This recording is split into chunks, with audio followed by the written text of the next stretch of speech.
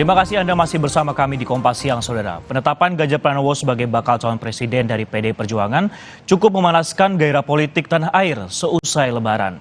Seolah juga menegaskan kembali komitmen politik pada Jumat sore, Gerindra dan PKB kembali mengadakan pertemuan. Ketua Umum Gerindra, Prabowo Subianto menerima Ketua Umum PKB Muhaimin Iskandar di kediamannya kawasan Kertanegara. Usai menggelar pertemuan tertutup, keduanya menegaskan koalisi kebangkitan Indonesia Raya semakin solid. Bahkan Prabowo sempat berseloroh tak ingin menclok sana-sini, sehingga kepentingan rakyat terabaikan. Pokoknya kita tadi, coba Anda perhatikan, kita benar-benar bersepakat semuanya ini untuk bekerja untuk Indonesia, untuk rakyat. Sudah, itu. Jadi, kepentingan rakyat yang terbaik untuk rakyat. Dan kita tidak mau terlalu banyak lompat sini, lompat sana lah kira-kira. Ya. Oke.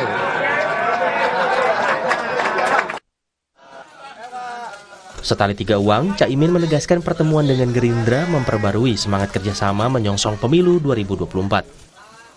Pertemuan ini membangun komitmen, memperbaharui semangat kerjasama dan koalisi untuk kepentingan Indonesia masa depan.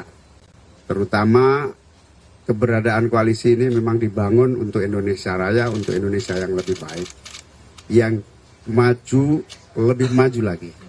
Oleh karena itu, alhamdulillah silaturahmi halal bihalal ini menghasilkan kebersamaan yang semakin solid, kekuatan koalisi yang semakin baik. Lalu bagaimana peluang Caimin sebagai pendamping Prabowo dalam kontestasi Pilpres 2024? Nah, pertanyaannya apakah PKB dengan Ketua Umumnya Gus Muhaimin otomatis menjadi cawapresnya Pak Prabowo? Sepertinya kok belum ada tanda-tanda ke arah sana.